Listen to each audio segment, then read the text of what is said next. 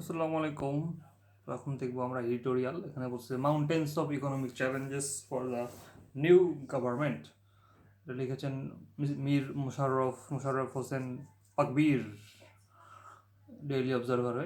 তিনি বলছে যে অনেকগুলো সমস্যা আছে, যেমন হচ্ছে আপনার ইনফ্লেশন অনেক বেশি, তারপর হচ্ছে আপনার এলডিসি গ্রাজুয়েশন হবে, তারপর ডেভেলপমেন্ট, এদিকে আপনার আনএমপ্লয়মেন্ট বেশি, আবার হচ্ছে ফিসকাল ডেফিসিট আছে, উইক রেভিনিউ কালেকশন আছে, ব্যাঙ্কিং সেক্টরে ভালনারেবিলিটি আছে, বিভিন্ন সমস্যা আছে।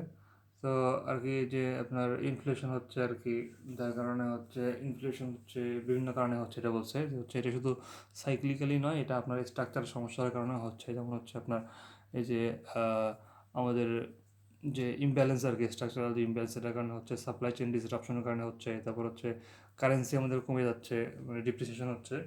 তো কারেন্সি কমার ফলে কিন্তু আপনার হচ্ছে ইনফ্লেশন হতে পারে কীভাবে, যে ধরেন কারেন্সি আপনার কমে গেল, তো আপনার হচ্ছে কারেন্সির মূল্য কমে গেল, আপনি এখন কম আপনি এক্সপোর্ট করতে পারলেন। তো কম এক্সপোর্ট করতে পারার ফলে আপনার কী হবে, সরি কারেন্সি ডেপ্রিসিয়েট হলে হচ্ছে আপনি আমদানি কম করতে পারবেন কিন্তু রপ্তানি বেশি করতে পারবেন। তো আপনি হচ্ছে এখন আমদানি যখন কম করতে পারবেন, তখন আপনি ধরেন কোনো কিছু একটা উৎপাদন করা কাঁচামালটা আপনি আপনি কম উৎপাদন করতে পারলেন। এখন কাঁচামাল কম উৎপাদন করা মানে আপনার হচ্ছে উৎপাদন কম হচ্ছে না, আলটিমেটলি আপনার প্রাইস বেড়ে যাবে। তো এইভাবেই আর কি ইনফ্লেশনটা হতে পারে। তো এটা আর কি কমাতে হবে আর কি। তারপর হচ্ছে আপনার কারেন্সি আপনার হচ্ছে যে ফরেন রিজার্ভ কম থাকে আপনার হচ্ছে, সেটার ফলেও কারেন্সি ডিপ্রিসিয়েশন হতে পারে আর কি। কারণ হচ্ছে ফরেন রিজার্ভ কম মানে আপনার হচ্ছে এখন ওই যে এখন মানে সেম পরিমাণ ডলার কিনতে আপনার হচ্ছে এখন বেশি পরিমাণ টাকা দিয়ে তাহলে কিনতে হবে আর কি। এভাবে আর কি যদি কেনা হয় তাহলে এটা কিন্তু হচ্ছে আপনার ওই যে ইয়েটা কমে দেবে আর কি, আপনার টাকার মূল্যমানটা কমাই দিবে। কারণ টাকার মূল্যমান কমাই দিলে তো কারেন্সি ইনফ্লেশন হবে আর কি, একটু যেটা বললাম। আচ্ছা, তারপর হচ্ছে এখন আপনার হচ্ছে ওয়েজ গ্রোথ, এটা হচ্ছে আপনার ঠিকমতো হচ্ছে না। তারপর সেভিংটা আপনার কমে যাচ্ছে। তারপর হচ্ছে আপনার মিডল ইনকাম যারা করে এরা হচ্ছে নিউট্রিশন ঠিকমতো পাচ্ছে না, এগুলো আর কি বলছে। তারপর হচ্ছে আপনার যে ইনফ্লেশনের বাইরে আরও কী কী আছে আমাদের সমস্যা, যেমন দেখেন হচ্ছে আপনার আমাদের এই যে এক্সটার্নাল লাইফ লাইনের উপরে আছে, শুধুমাত্র কয়েকটা দেশে আমরা এক্সপোর্ট করতে পারতেছি। তার বদলে এখানে কী করতে হবে, আমাদের একটা হচ্ছে ইয়া লাগবে। বলছে যে আইএমএফ যদিও আপনার হচ্ছে একটা আমাদেরকে একটা গাইডলাইন দিছে যেভাবে আমরা হচ্ছে সব কিছু ঠিক করতে পারি, কিন্তু আইএমএফের গাইডলাইন ফলো করে আবার কী সমস্যা হয়েছে, এর ফলে আমাদের হচ্ছে আবার এই যে ইকোনমির গ্রোথটা কমে গেছে। কারণ ওরা বলছে যে হচ্ছে বেশি ইনভেস্ট করা যাবে না, আপনার হচ্ছে মূল্যস্ফীতি নিয়ন্ত্রণে রাখতে হবে। ওরা কী করছে, ওদের গাইডলাইন অনুযায়ী হচ্ছে আপনার ইন্টারেস্ট রেটটা বাড়ায় দেওয়া হয়েছে। এখন ইন্টারেস্ট যখন বাড়ায় দেওয়া হয়েছে তখন হচ্ছে আপনার বেশি ওখান থেকে লোন নিতে পারবে না, লোন না নিলে তো উৎপাদন করতে পারবে না, তারা ইনভেস্ট করতে পারতেছে না।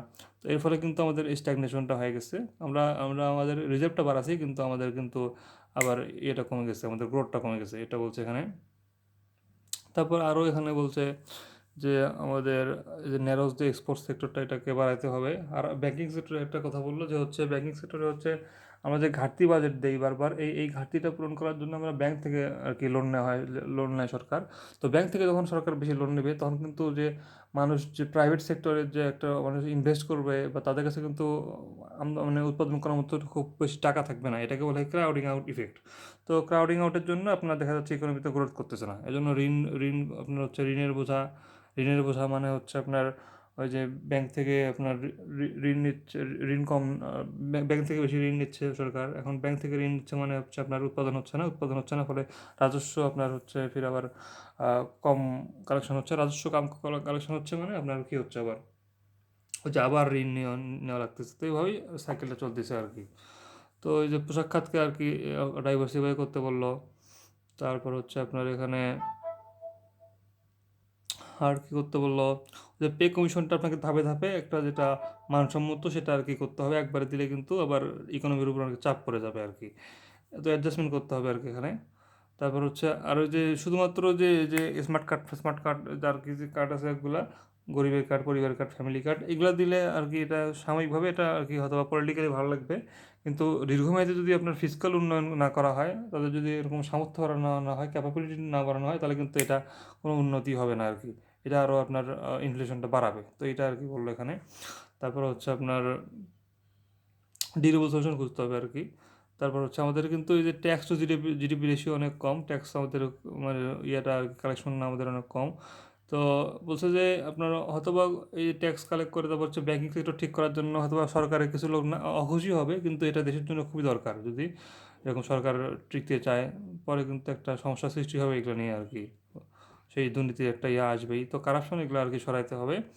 তারপর হচ্ছে ন্যাশনাল এনপিআরকে আপনার ডিজিটাইজ করতে হবে। তারপর হচ্ছে তাদেরকে একটা বেস দিতে হবে, একটা তাদেরকে স্বাধীনতা দিতে হবে। তো এগুলো করতে হবে।